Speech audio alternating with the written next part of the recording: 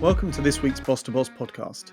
In our interviews, we feature remarkable sales and marketing minds doing imaginative things in often unimaginative markets, usually from the world of B2B. B2B marketing legend Pam Didner is a podcaster, author, and international speaker. Having advised many of the biggest brands in the world, including Intel, 3M, Sunstar, and Cisco, Pam is recognized as being one of the leading authorities on everything from sales enablement, account-based marketing, sales and marketing integration, and pretty much everything else involved in building a market-leading B2B brand. Of course, everything we do in marketing is a product of people, so I'm really excited to be speaking with Pam today about building world-class teams. In particular, we'll be exploring the most common mistakes made in how marketing teams are organised, how a marketing team should collaborate with sales and who should be in the driving seat, and the 3 roles she believes every great marketing team needs in 2022. Pam, thank you so much for joining us. I'd just like to start off with a bit of a broad one, just to kind of kick things off. So it would be great to get a sense of what you see as maybe the single most frequently made mistake or the most significant mistake in terms of how marketing teams are organized, how they're structured. That's actually a very good question. And what I have seen is most of the marketing organization, they tend to be divided the organization by roles and responsibility. For example, you do social media, you do email marketing, you do pay media, and you do events. Unfortunately, in the world nowadays, everything tend to be connected. We are in a digital world, and the people who do events, they probably have to do a lot of social media posts before the event, and they probably have to do quite a bit of follow-up through email with the attendees that actually stop by their booth. And in the past, event is an event, right? You do a physical event and you got that done, no problem whatsoever. So you do a physical event and the event is done, everybody moved on. But now everything is integrated and there's a digital component in everything we do. And what I have noticed, the way that marketing organize the roles and responsibility is still by specific job function, which is fine. But with that being said, you need to make sure that everybody is talking to each other and it cannot be siloed. So the biggest mistakes I have seen in terms of how the marketing organization work is there's a silo element of it. How do you make sure that everybody is in line when they do integrated marketing campaigns, everybody's actually on it. So make sure that there's no silo, especially in the digital world. That's really interesting that you say that. So this has been one of my, and it may be that you say, you might want to challenge what I say next because it might be that we're coming at this from 2 slightly different perspectives. But it's really interesting what you said there because for a long time, being totally candid, I think so I've worked in and around marketing, I guess, for about 14 years now. And I think for the first at least half of that, 7, 8 years, I made this huge mistake by doing precisely what you've described. So for email, we look for someone with email experience. For social media, we look for someone who was brilliant on this particular platform, that particular platform. Don't get me wrong, that channel expertise is valuable in its own right. But for some reason, it never quite stuck together. And what dawned on me one day was that actually there were certain skill sets that were actually quite channel agnostic. And if we didn't kind of bring these things together, so take, for example, social media or email, ultimately, if you really nail the brand and you really nail the content, then to some degree, the channel takes care of itself. That's an oversimplification, but great content tends to do pretty well.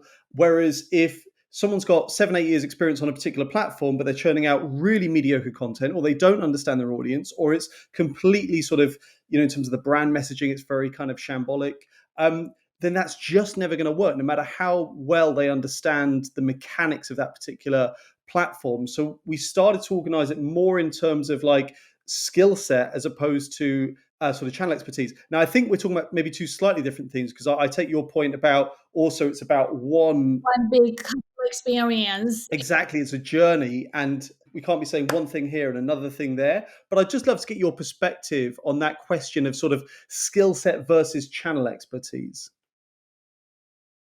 That's a great question. You brought up a very good point, and the point is what kind of skill set that a marketer needs. And from my perspective, there are multiple levels. If you think about it, there's a discipline or the expertise, the channel expertise you are talking about, and then there's another one which is the ability to think quickly and to be very scrappy, and then there's another level is basically the ability, the way I call it, and that maybe is very similar to what you just described, is the ability to connect the dots.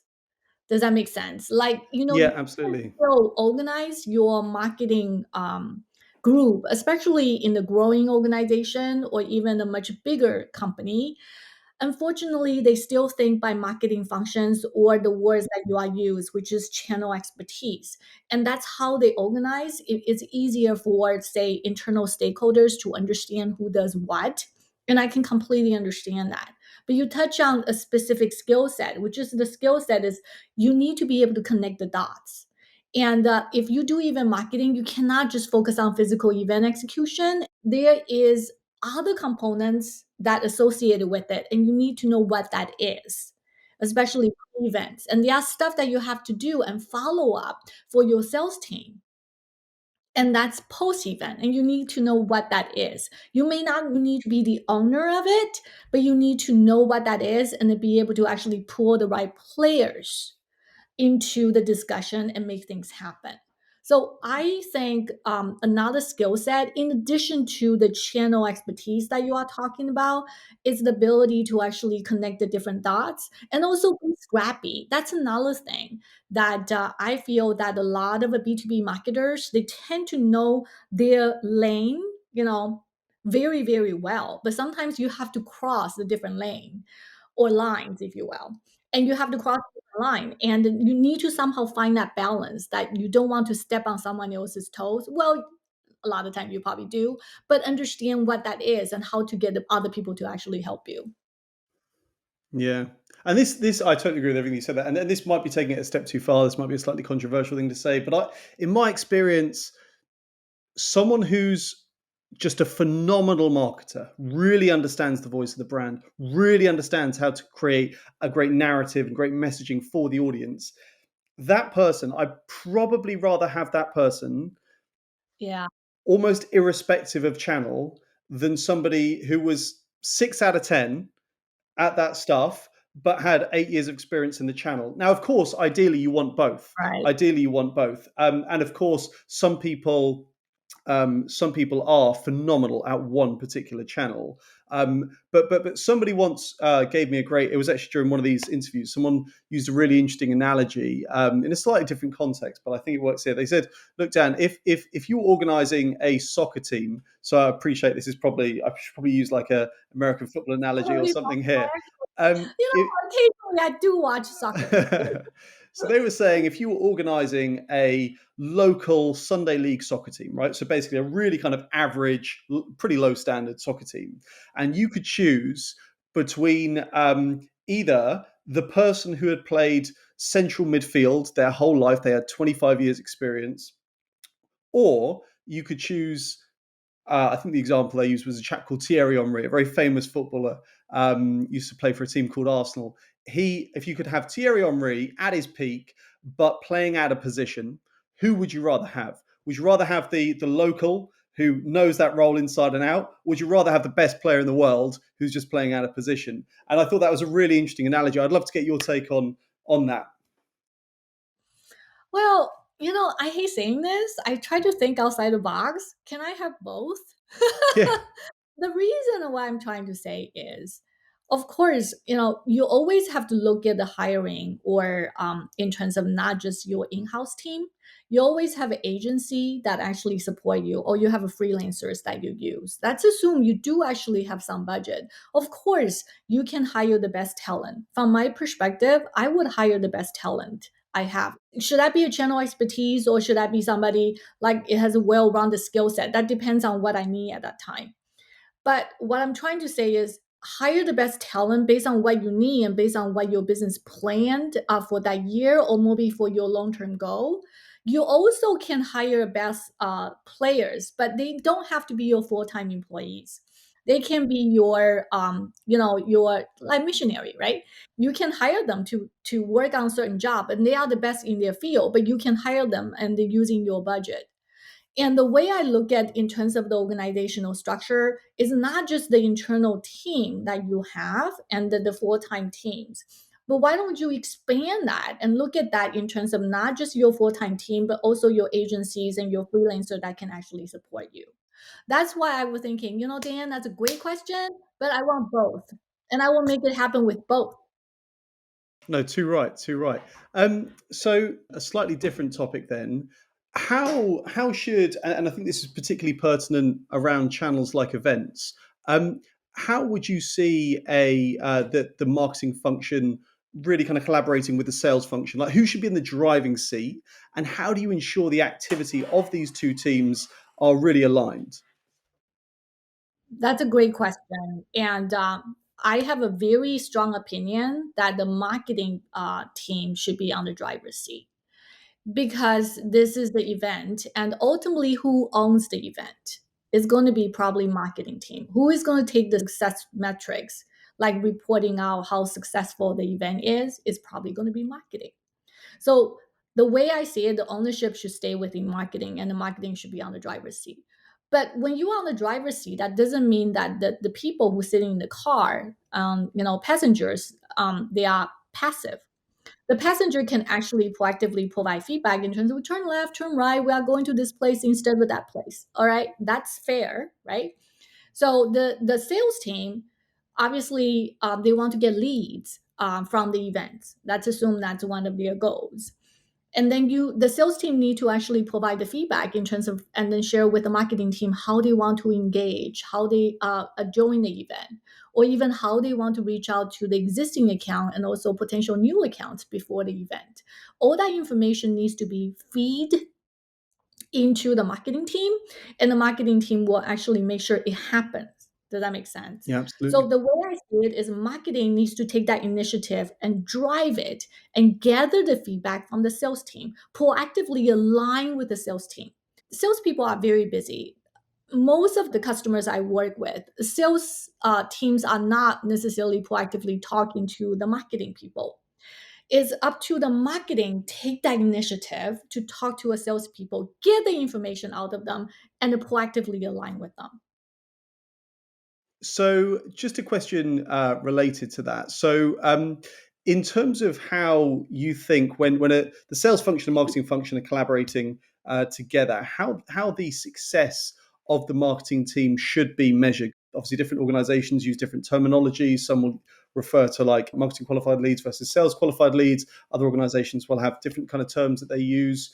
And certainly, there seems to have been a bit of a shift in my time away from, there was seemed to be a lot of attention on marketing qualified leads a few years ago, and that felt like a bit of a safe space for the marketing team because you find something that works, you scale it up, and hand it over to sales. Now how can they possibly go wrong? They've got the email address and a telephone number of someone within the target audience. How can they possibly not turn that into a sales qualified lead? But of course, it can be way more complicated than that. And then the sales function can understandably get a little bit sort of frustrated with that dynamic. So I just wonder what your take is on how these two functions work together, how they align, and how they ultimately define success.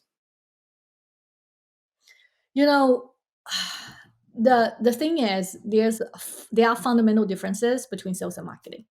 Fundamental differences, and I want to call that out first and make sure everybody is on the same page with me. In general, the marketing tends to focus on the top of the funnel, like purchase funnel, and the sales focus on the bottom of the funnel. And another thing is, marketing tend to think about long term. The brand equity, brand awareness, and the sales actually have monthly quota, quarterly quota. They have to meet every single quarter. So they are a whole lot more short term. I need to close the deal. I need to close the deal. Short term versus long term, top of funnel versus bottom of funnel. And then another thing is, marketing tend to focus on customers, most likely end users, And the salespeople tend to focus on decision makers who can actually close this PO for me. So they focus on decision makers. And they are not necessarily the same, by the way. And also, depending on the business model of a company, and sometimes, like for example, I always use Toyota as an example, right? The salespeople probably focus on dealers because the car dealers are selling the cars on behalf of Toyota. But the corporate marketing team in Toyota, they focus on consumers. So all of a sudden, they have two different customers they go after. I just briefly mentioned in less than 2 minutes the four things that which are completely different between sales and marketing. Because our goals tend to be very different, then how we approach the business and grow the business will be different as well. Absolutely. But that doesn't mean we cannot be aligned. We can still be aligned. Then you need to be very selective and determine what are the things we are going to align about. We all have a revenue goal we have to drive. And you mentioned a very good example, MQL, right? Every single company I talk to, the salespeople always complain about the quality of MQL. This is not a good lead, And maybe it is not a good lead. Maybe it is, right? So then it's up to the sales and marketing to define what MQL is. You have to define so clear. There's no confusion between the two. You cannot say that, oh, it's a lead score above 85. That's not going to work, right? How do you define lead score? There's so many gray area that the salespeople can argue with you. But what if you define the MQL is the people come to a website, click on demo, request for demo. You just define that. That's it. There's only two ways that we're going to define MQL: request for demo, contact sales. Anything other than that, it doesn't count as MQL. It's so clear. But with that, then the salespeople needs to understand the quality versus quantity. You cannot ask for 500 leads when you change the MQL definition to the point that it's request for demo. Does that make sense? It's very hard to get 500 requests for demo a day, right? So you need to think about it in terms of what is the balance of quality versus quantity, the definition of MQL. Can you make that so clear and so actionable? There's no confusion between the two. Then another way to make sure that sales and marketing can align is, can you find a joint initiative to work together? And Dan, you brought a very good point in terms of, okay, how do you measure the success of the marketing team when they support sales? Well, it depends on if the back end is integrated. So marketing tend to use a marketing automation tool. Salespeople tend to use CRM. I mean, that's a general rule. But what if the marketing automation tool is integrated to the CRM? Then you probably can track a specific prospect, how they move from one database to another. So, how to measure the success, or can you quantify marketing's conversion eventually to closure, has a lot to do with if the backend is integrated. If the backend is integrated, trust me, you can track it. If it's not, that's a different story. Yeah. So, That's really interesting. That's really interesting. And from your experience, is it a company's getting better at that sort of back end integration? Is that something that you're seeing a lot of kind of work going into? no, actually, no. Technology is such an interesting monster. All of us, every single company I have talked to, including myself, we are just limping along, right? Because you have a lot of platform that always come and say, hey, you can solve this problem, you use this tool, solve all your problem. This is one-stop shop. There's no one-stop shop platform, period. Yeah. Okay, I tried, and many of my clients have tried, and it's not there. There's the holy grail, but it's somewhere else, but it's definitely not on the planet of the earth. And so the thing is, average company use literally any kind of tools, 50 to 60 different kind of tools. Like I use Buffer for social media syndication, then I use Zoho for CIM, then I use something else for signing, and I use something else. So we all use probably 50 to 60 tools, average to get our job done.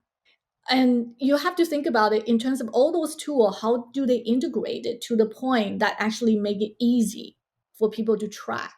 So no, the technology is there, but integration is not.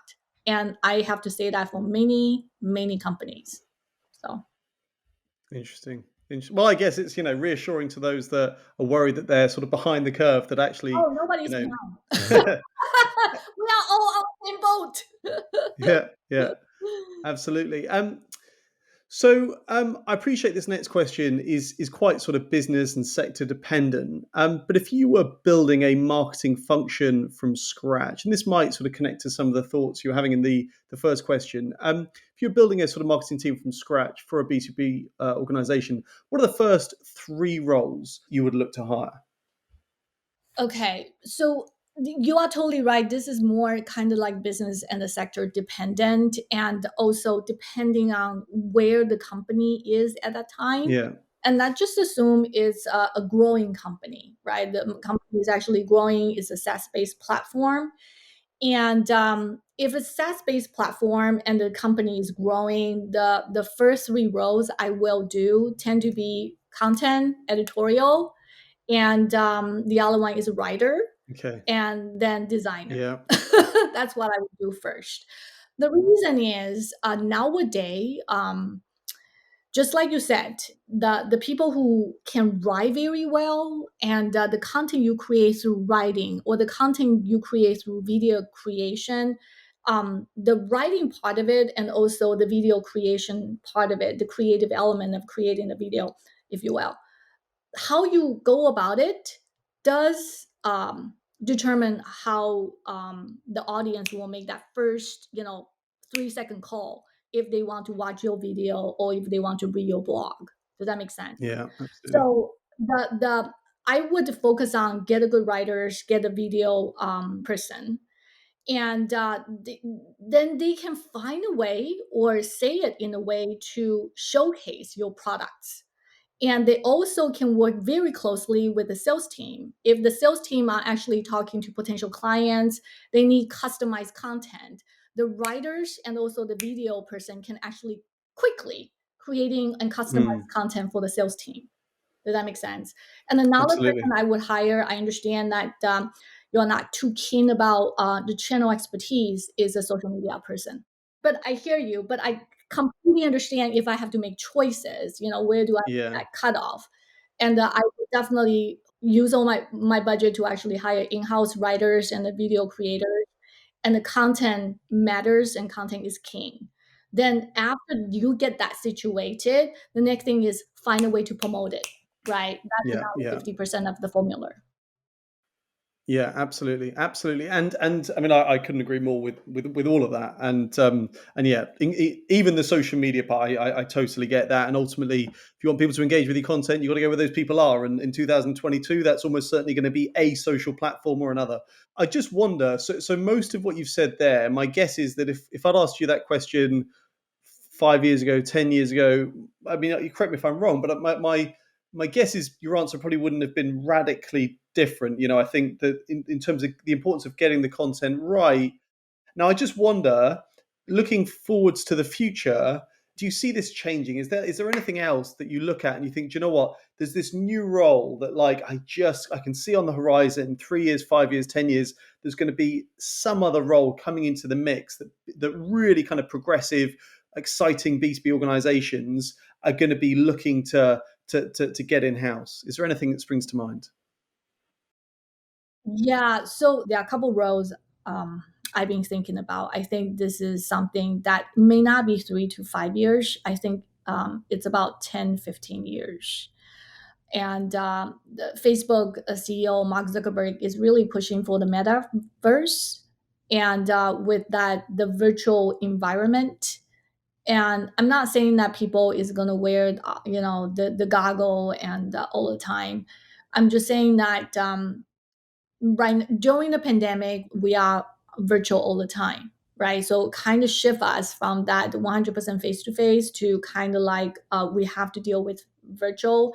Now with endemic, we probably will see a hybrid, right? Physical and in person versus and in combination with virtual. And with that same kind of analogy, I'm looking ahead for 10 years from now is that the virtual space and also the physical space.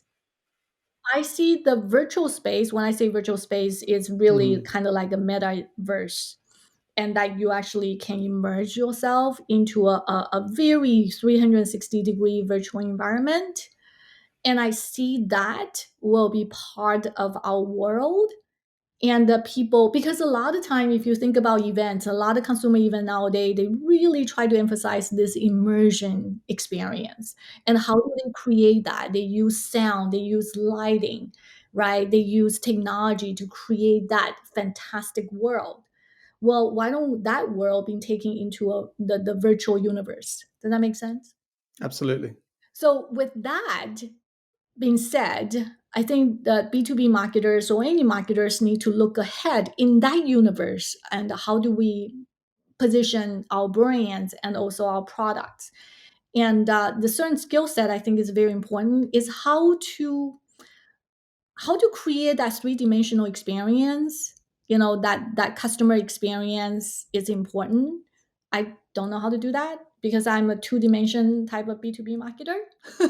That's one. And second thing is in that universe, because you create kind of like a virtual space, so there is kind of journey you want your customer to follow, or the things you want customer to do. There's a storytelling component to be part of it as well. So that three-dimensional, like kind of the design experience, not just writing, not just creating video, is a three-dimension kind of design coupled with storytelling. I think that is something that's very critical. It's almost similar to filmmaking, Yeah. but it's more three-dimensional. I think that will be something, not probably my generation, but the next generation and the generation after, they have to look into how they can, enhance that skill set. Honestly, for the next two generation, they probably will grow up with it, and it becomes so natural to them. It's not a skill set they have to intentionally develop. It's more or less a skill set that they have. It's part of their lives. Yeah. Does that make sense? Completely. So, No, it's really yeah. interesting stuff. Yeah, I guess it'll become, if you're a designer, for example, it'll be an extension of what you're expected to. And as you said, it'll probably just be, people grow up with, it'll be like an app on your phone or whatever, right? It'll just be, Exactly, an like extension of, TikTok, right? yeah. Right. So example, I mean, I grew up with YouTube, so a lot of my skill set in terms of creating a YouTube video, it fit into a long form format, and it makes sense for YouTube environment. But the younger generation, the next generation, they grew up with TikTok. So the way they edited the video and the short form and how they make it so fun, and they know what elements and to do editing and how to cut it, how to edit it. I was completely amazed whenever I look at TikTok. I was like, I wish I could do that. But they grew up with it and they learn from just other people doing it. It's a part of their lives. All of a sudden, it's not a skill set they have to intentionally learn. It's something that part of their life, and they kind of just, immerse in themselves, and they kind of pick that up. So I'm very jealous of the people that can do TikTok. Yeah. You and me both. You and me both. Um, Yeah. so in terms of kind of developing a team, developing a culture, um, aside from sort of some of the specific kind of role specific skills that we've discussed, are there any other kind of particular attributes that you look for when you're developing a team? Are there any kind of, what could be soft skills or whatever else it might be, that you look for when building the kind of team that you enjoy working with? Yeah, I think even though this has been said multiple times in the past in terms of one of the hiring criteria for many company, which is communication skills. And I think that never fails. And I will be looking for a person that can actually communicate and Mm, articulate ideas well. That's one thing, especially moving forward. A lot of ideas is going to be probably very vague and abstract. And if you want to explain to a sales team, or if you want to sell your idea to management to get budget, you need to be able to articulate, you know what I'm saying, and quantify the yeah, results. So to me, the communication skill is one. The other one is analytics. And if you asked me 10 years ago, like say, hey, you know what, marketers need to like really understand data. I was like, what are you talking about? No. But now you have to know how to interpret it and data. And you need to actually be able to look at the data and to try to have a sense what the data is trying to tell you and what kind of insights you can get from that. So the two things from my perspective that's super critical is the communication skill Yeah. and coupled with ability to analyze the data. Because once you can analyze the data, you know what to say, then the communication will come naturally. Mm. Does that make sense? Absolutely. And do you see that ability to interpret data and then presumably to sort of create kind of, narratives around that data, whether that's kind of to the senior leadership team or whether that's sort of within the marketing function or externally, whatever. Um, is that something that everybody needs to do, or is it enough to say if you had like an awesome content creator, a great copywriter or designer, does everyone need to have that kind of data centric mindset, or is it enough to maybe have like someone in the team who can kind of do that job for them and sort of bridge that gap? How does that look? That's a great question. I want to take a very strong stand on this one. Most of the time, I'm the type of person say, "Oh, it depends." For this one, I actually will encourage if you all listen to this podcast, if you are a marketer, you need to have analytics capability. It doesn't matter you are counting the data scientists to do it. It doesn't matter you have analysts on your team to do it. The thing is, the data scientists and also analysts, they can pull the data for you.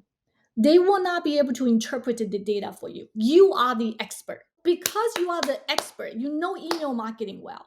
But the data scientists can pull the data and pull multiple different kind of data sheets together and show it to you. But you are the one need to give them the direction in terms of the type of questions you want to answer, what kind of graph you want to see.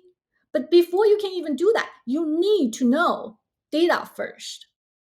Then they can pull that. You have to. It's kind of like you want an agency to create creative concepts for you. You have to brief them, right? That means you have to know your products well. You have to know your brands well. You have to know your audience well. Yeah. The same analogy apply. Yeah. So you need to know the data, right, as a fundamental and prerequisite. Then you can tell other people what they can do to pull the information for you. Yes, you definitely need to understand analytics. Love a strong Sorry. answer. No, no, no, it's great. And again, feel free to challenge me on this.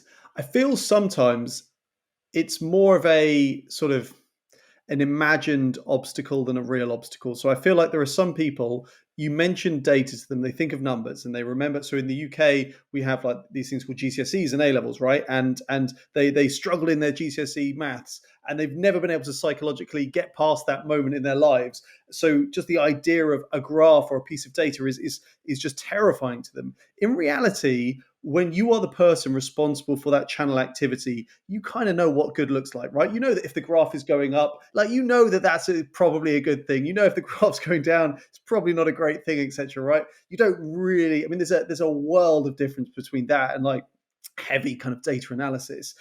So yeah, I just wonder if this is maybe more of a kind of imagined obstacle because it's something that I've encountered so many times, and actually I find that when you kind of force the issue, a few weeks later, they've kind of forgotten what the obstacle was in the first place. I hear you, and honestly, I'm going to use myself as an example. I I was a traditional marketer, and when I started, and I don't really have to look at data very much, and I run campaigns, and I will have agency pull the report readily available for me, and I just review it, right? And by doing that, that doesn't mean that I don't know data. I still know. And running like 10, 15 campaigns, I kind of know where the campaign should fall. So I know that this is a good campaign, so not bad, or this campaign is a failure. So I would say, the data I'm talking about is not necessarily like, oh my God, you have to create this complex virtual graph. The data a lot of time is like, do you have a sense in terms of when you look at the data, can you kind of determine, what is the data trying to tell you? Most of the channel experts or even the content marketers that been writing, say, for email marketing or even for social media posts, they somehow have some basic knowledge. So I'm just telling all the B2B marketers, when I'm so passionate and say you have to understand data, that means I'm not telling you have to become a data scientist. I think a lot of you been working for a long period of time, you have basic data set in your mind in terms of what is good, what is not good. Great. So keep that, but using additional data to enhance that knowledge, right? So yeah, No, I think we're in a agreement there. on the same length and the same wavelength, I think. 100%, absolutely. Um, Final question then. So, slightly different kind of question here, more sort of culture focused. So, of course, culture, plays a massive role in any team. Yes. Um, and I think in marketing it can present quite an interesting challenge. As on the one hand, we need to give people space in order to be able to think strategically, think creatively, but at the same time, very often there can be a bit of an absence of accountability. So that's something that we need to achieve. We need to strike that balance. I just wonder, are there any sort of particular values or sort of collective habits that you think define the sort of healthiest and most productive marketing teams in your experience? Um, there's several team I work with I found interesting, and they applied agile, like software development approach, agile marketing. They have something called sprint, which is they meet every 2 or 3 days and for 15-20 minutes, and they talk about the either the campaigns or the issues. And they initially, honestly, when they started doing this, the meeting tend to be pretty long. But once you get the communication down and everybody knows who is doing what, the meeting tend to be short, like 10-15 minutes. The good marketing organization that I have worked with, they tend to have a very good communication. That means the older players, they have regular team meetings, and of course, you might argue with me like so many meetings in enterprises. I agree, but they actually have a meeting that's tend to be short. They call it sprint or something. They get together, team update, especially when you have a massive product launch that's coming, in next 3 to 4 weeks. Then it tend to be a daily meetings, to make sure things get done. Like press kit is being in the process being prepared, the messaging is set. These are the 3 features we want to focus. CEO's script has been written. There are things that needs to be done, right? The marketing team that I work with that tend to work incredibly well is that very close communication. And I think that's very, very important. And that doesn't mean that, what, you schedule meetings all the time. That's not my point. My point is the communication come in multiple different forms. And it can be an email, or it can be something that just one-on-one with your manager that provide a very specific direction in terms of what you need to do. So to me, that communication is super critical in terms of determine the success of a marketing organization. Absolutely. And like, how's that been affected with the pandemic? I mean, presumably, is it even more important now? Because I think Oh, maybe if people are totally. working remotely, like it's very easy. I mean, like I think in my organization, we can sometimes be guilty of this. I think people, you can be very productive on your own, but communication can be sacrificed as a consequence. So do people need to be even more proactive around some of these communication issues? Yes. So communication, like I said, it comes in multiple different forms. And in the virtual part of it, everybody is using texting a lot. Slack is actually a good example. What I have noticed, the Slack usage has gone up substantially during the pandemic because there's no face to face. So if you actually have a question you want to ask, it's not like, okay, you can get out of your office and walk like 3 steps and go to the cube and say, hey, you know what, Dan, I have this question, and you can explain that to me. So that tend to be substituted by slacking or texting. Okay, so there's a lot of that, and I think that also enhanced the communication. And another thing, from my perspective in terms of communication, is the management provide a very good direction, a leadership. And I think during the initial, when the beginning of the pandemic, nobody knew what to expect, and a lot of worker bees are suffering and struggling. That's because the direction coming from management is not very clear. management say, well, do whatever you have to do, and I don't have all the information to tell me what to do, right? So I personally think that leadership, providing a very crisp direction, is also very critical in terms of providing that success. Yeah. No, again, couldn't agree more. And look, thank you so much, Pam. Really, really enjoyed this, and I mean, I'm really looking forward to listening back to it because there's a few things that you've said. I think very often today as well, we get so caught up in strategy, and actually, like everything we do is just a product of the people within a team. And if you can really get that team firing on all cylinders, I just think execution is sort of the name of the game, really. And you've said a couple of things today that have really got me thinking, particularly that last point. We used to do sprints and we stopped them, and I don't know why we stopped them. And now you've really kind of got me thinking about that. It's very critical. I personally think it's more critical than ever before. Yeah. Yeah, yeah. No, that's really interesting. Well, look, thank you so much, Pam. Really, really enjoyed it. Yeah, it's my pleasure to be here. Thank you so much, Dan.